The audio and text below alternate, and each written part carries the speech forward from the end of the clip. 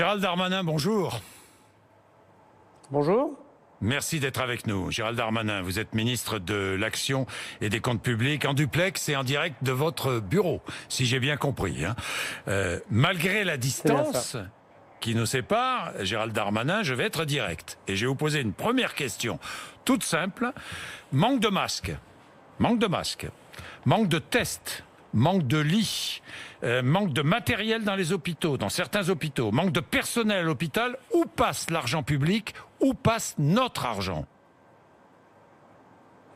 Non, Monsieur Bourdin, je pense que l'heure, elle n'est pas à la polémique, qu'elle soit petite ou grande. Il ne s'agit pas de polémiquer, il s'agit de questionner. Ou de responsables politiques.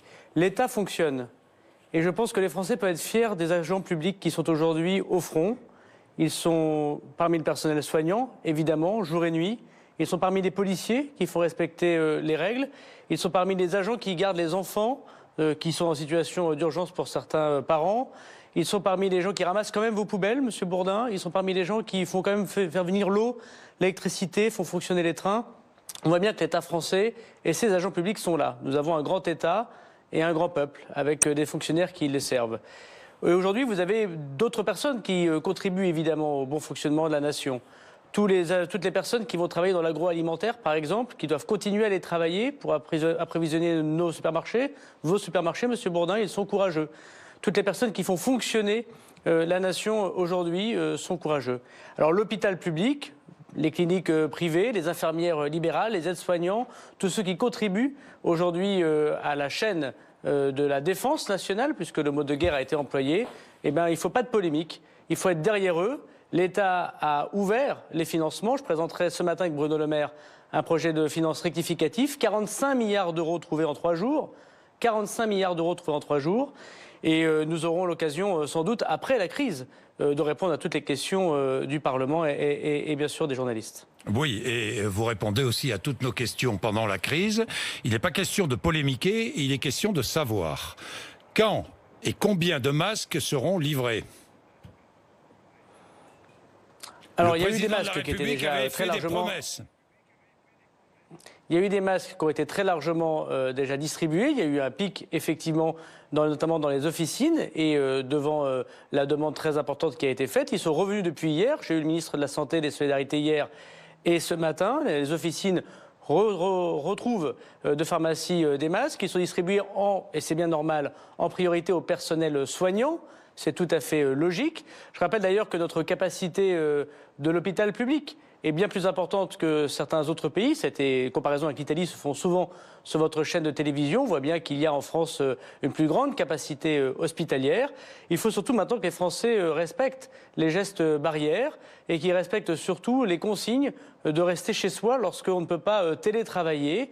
Eh bien, effectivement, on peut aller travailler, mais si on peut télétravailler, si on peut reporter des démarches administratives, si on peut demander sa pièce d'identité plus tard, c'est pas la peine d'aller à la mairie. Si on peut demander quelque chose aux impôts plus tard, c'est pas la peine d'aller au centre des impôts. Si on peut reporter évidemment un déplacement, une visite, un anniversaire, on doit le faire et chacun doit respecter cela. Parce que vous savez, si chacun respectait cela, alors la France sortirait plus vite de cette grave crise sanitaire et beaucoup moins de gens seraient touchés. Oui, Gérald Darmanin, je vous parle beaucoup des masques parce que j'ai eu beaucoup d'auditrices et d'auditeurs qui m'ont appelé à propos de ces masques. Je ne vais pas faire toute l'émission dessus, mais des aides à domicile, des policiers, des gendarmes qui ne sont pas équipés et d'autres, des surveillants de prison qui ne sont pas équipés. Et tout. Bon, j'espère que l'administration fera en sorte de les équiper dans la journée ou dans les jours qui viennent. Gérald Darmanin, à propos des soignants, vous avez dit... Mais les masques, sur ces masques, c'est un point très important. D'abord, ils doivent aller en priorité, ça a toujours été dit et ça a été fait dans de très nombreux pays, au personnel soignant. C'est le point le plus principal. Chacun comprend que l'État, qui est bien organisé et qui fonctionne bien, a souhaité que ce soit les soignants, singulièrement ceux qui sont à l'hôpital notamment, puissent avoir en premier ces masques.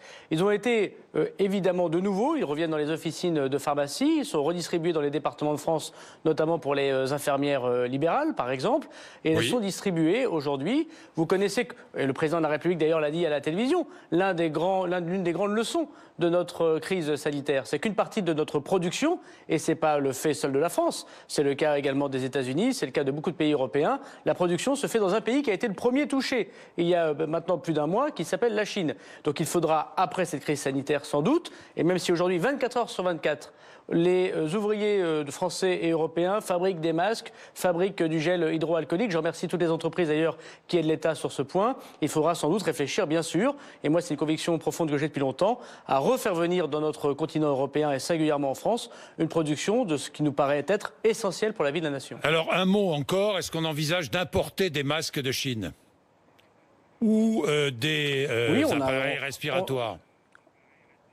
On envisage d'apporter des masques de partout où ils sont. C'est d'ailleurs pour ça que les marchandises continuent à fonctionner. C'est pour ça que l'économie ne s'est pas arrêtée.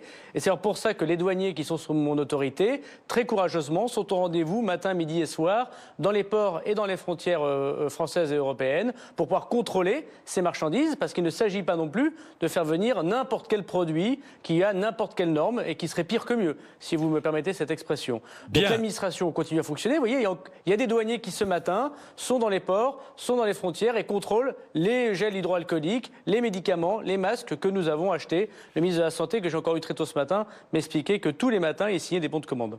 Bien, en Chine, lors du confinement chinois, toutes les entreprises ont dû fermer. Pratiquement toutes les entreprises. Est-ce que vous envisagez cette solution? Est-ce que vous envisagez de demander à toutes les entreprises françaises de fermer, de mettre le personnel en chômage technique? En Chine, c'était pas compliqué.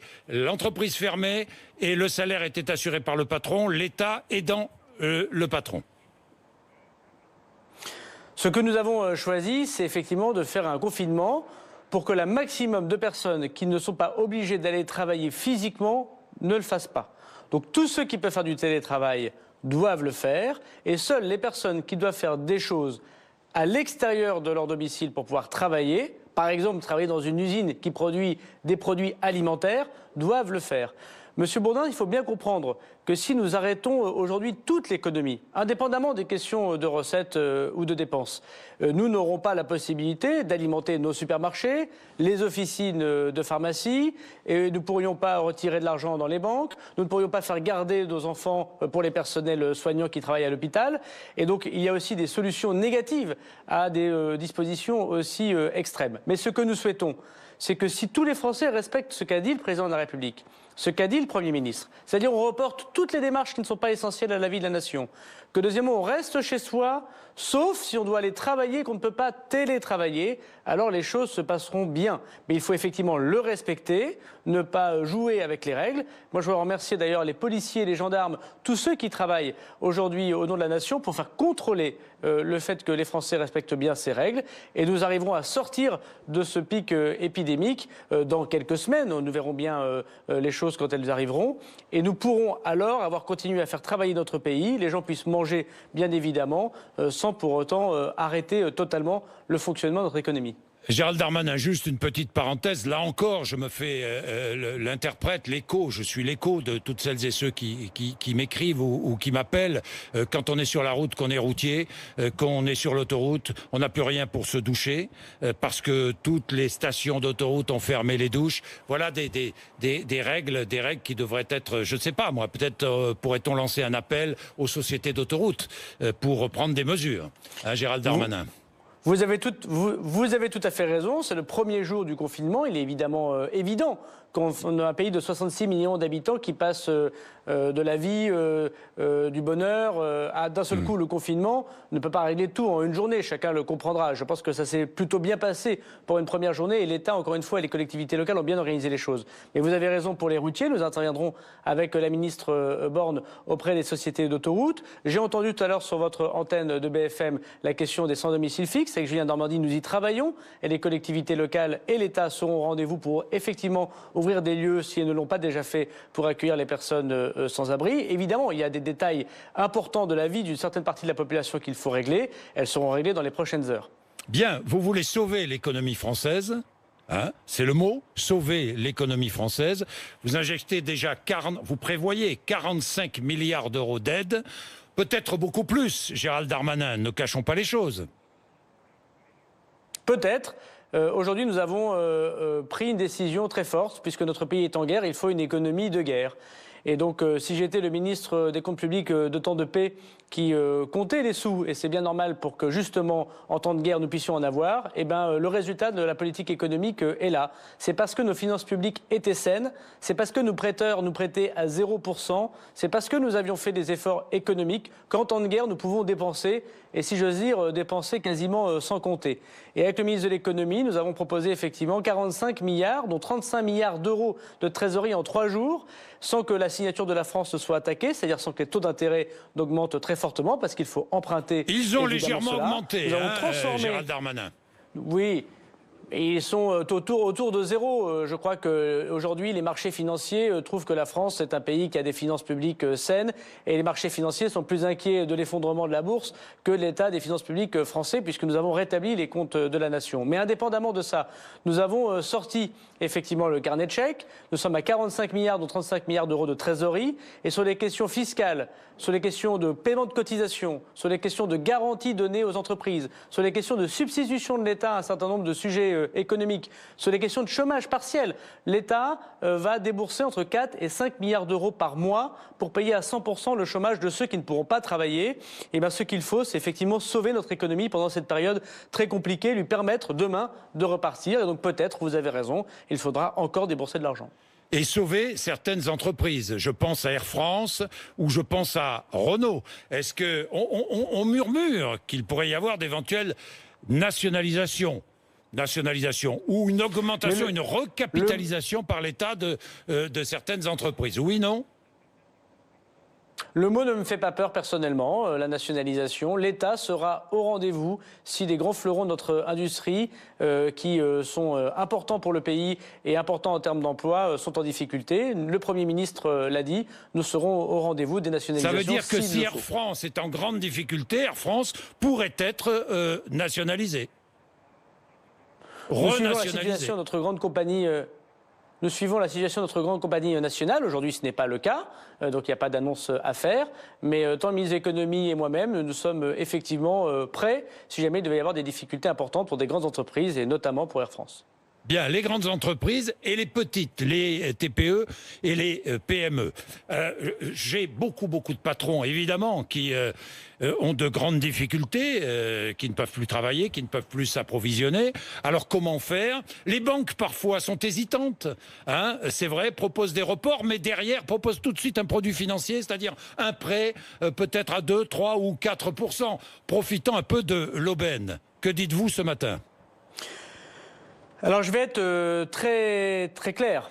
Il faut que les banques et les assurances jouent le jeu et je sais que la majorité d'entre elles le jouent. Et il n'y a pas aujourd'hui, il ne doit pas y avoir aujourd'hui de gens qui profitent de cette situation. Et nous serons extrêmement attentifs avec le ministre de l'économie et des finances pour que les banques et les assurances ne profitent pas de cette situation, mais je sais, j'ai eu M. Oudéa au téléphone moi-même, le patron de la fédération bancaire, je sais qu'il faudra respecter cela. L'État fait des efforts sans précédent, ça a été dit 45 milliards d'euros. Tous les impôts directs pourront être reportés, toutes les cotisations sociales pourront être reportées. Pour les petits commerçants, comme vous dites, pour les indépendances, nous prendrons en charge une forme de chômage pour pouvoir travailler, pour qu'ils puissent toucher quelque chose pendant qu'ils ne travaillent pas, reporter intégralement les charges le 20 de ces mois et être au rendez-vous, notamment par un fonds d'indemnisation d'1 milliard d'euros par mois, où les régions vont contribuer, on les en remercie, pour qu'ils puissent payer leur loyer ou payer leur propre salaire. Donc l'État fait un effort absolument considérable. Il est hors de question que des partenaires privés ne puissent pas accompagner dans ce sens l'effort de la nation. Puis par ailleurs, pour les salariés, c'est extrêmement important. Vous êtes dans un restaurant, vous êtes serveur, vous êtes cuisinier, vous n'êtes pas au travail parce qu'évidemment tout a été fermé à la demande du gouvernement et chacun le comprend.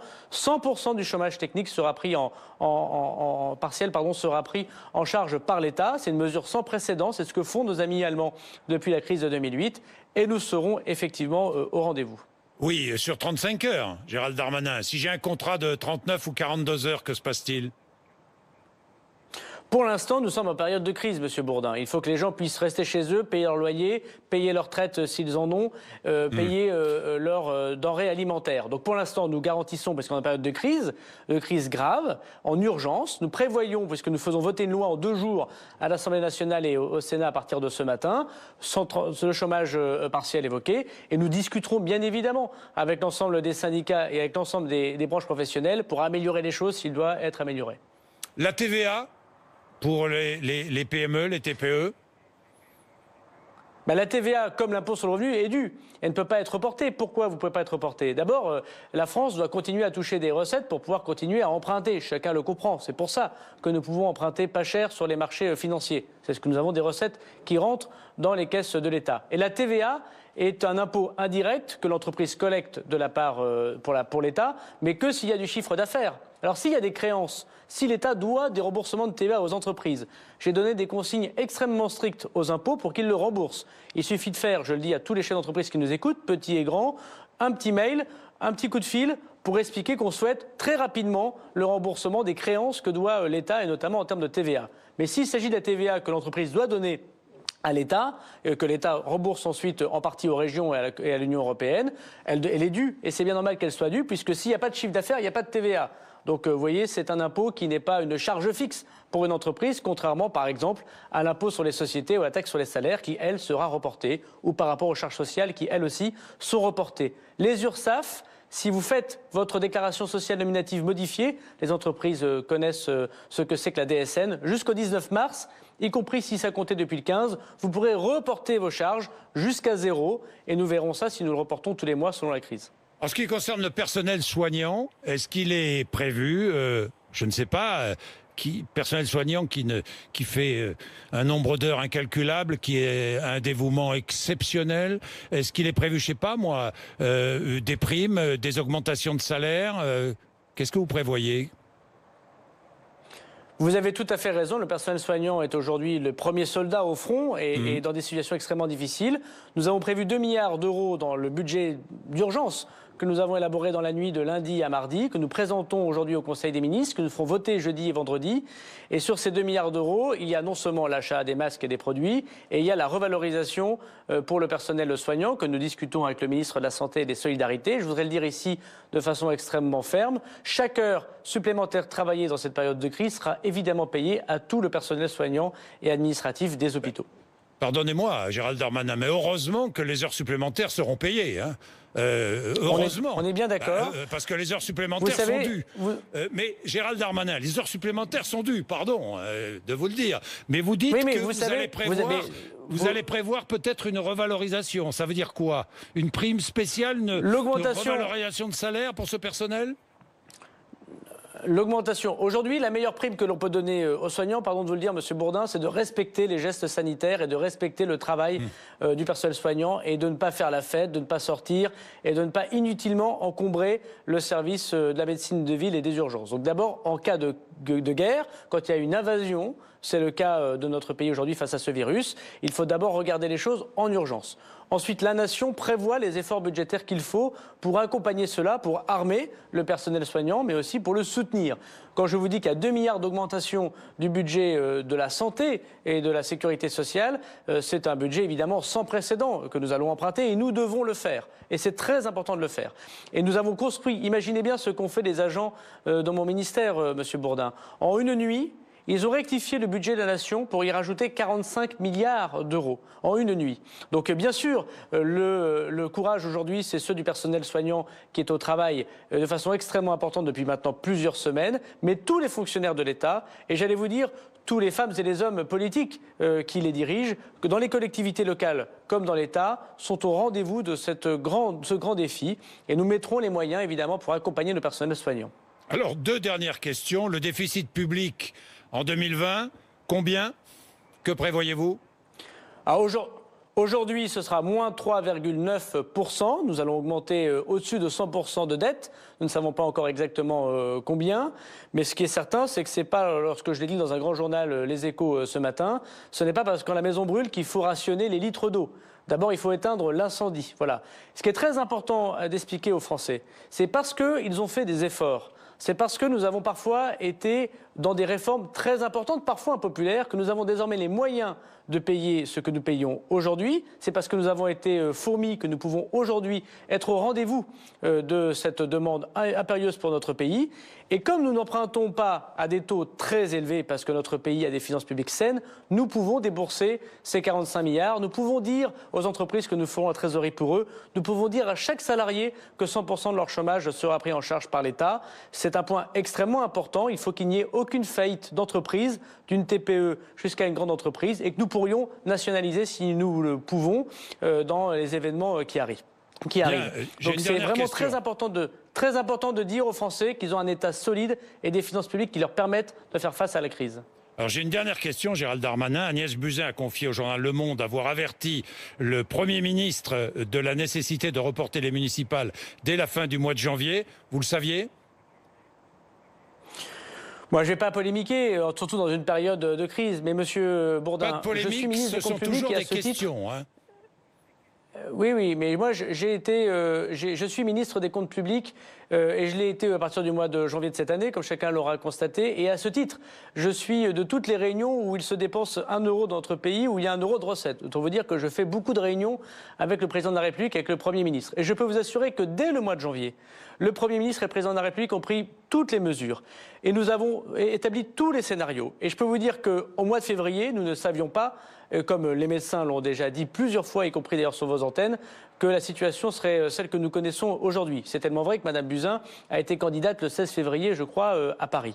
Donc ce qu'il faut savoir, c'est que l'État est tenu, que le Premier ministre et le Président de la République sont au rendez-vous de ce que nous avons demandé en termes de crise sanitaire et que nous prenons les décisions comme les comités scientifiques nous proposent de les prendre. Il n'y a pas une décision qu'a pris l'État, pas une décision politique qui a été contraire au choix des scientifiques et nous les suivrons quoi qu'il en soit. Et je pense qu'il n'y a pas lieu d'avoir de polémique lorsque le pays est en guerre.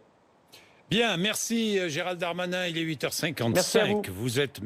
Vous êtes sur RMC et BFM TV. Merci de continuer à nous suivre, à nous regarder. Bonne journée à vous tous.